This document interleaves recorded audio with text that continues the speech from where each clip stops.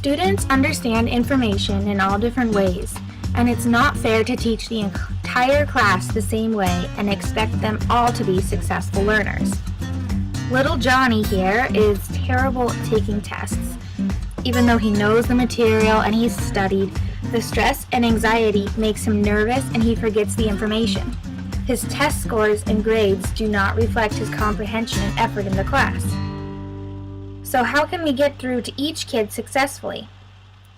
Universal Design for Learning, or ULD, explains that there's 3 parts of the brain that are all different in different people that help you learn and decipher information. Strategic network, affective network, and recognition network are all the parts that you need to learn successfully. Strategic network would be the how. How are you learning? This is the process of trying something and reflecting on it, seeing if it works, and trying it again. Affective network, or why are you learning, would be your inner motivation. What is propelling you to go to school every day and take in new material? Recognition network would be what? What are you learning? So this is a very basic function of the brain, so it would be about how do students interpret what senses they're experiencing.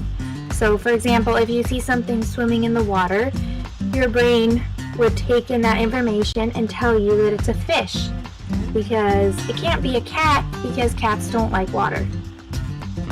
So keeping these 3 parts of the brain in mind, teachers can use representation, action and expression, and engagement to teach the class.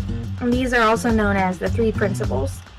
So representation would be, another way to put it is, how are you going to present the information to your students?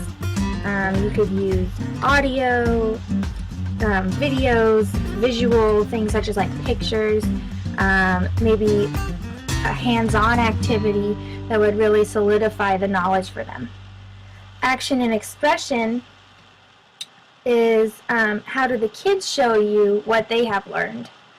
A lot of teachers use tests in order to gauge how much their kids know, but you could also use models and graphs, maybe a class discussion, an essay, or a journal. Engagement is how do you hook your students in learning and what makes them excited to volunteer and learn in your class. So maybe trying rewards such as, like class money or tickets. I help out in kindergarten, and they'll pretty much do anything, any kind of work for a sticker. And also you want to make sure that each kid is challenged appropriately. You don't want to have a kid who is really on top of it and really knows the stuff and becomes bored in the classroom and disconnects from what you're talking about. So you want to make sure that everybody is challenged to the level they need to be.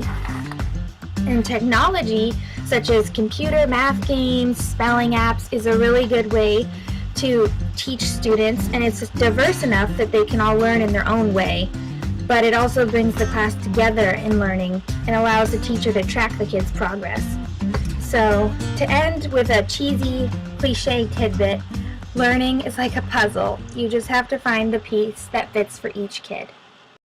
Created using Powtoon.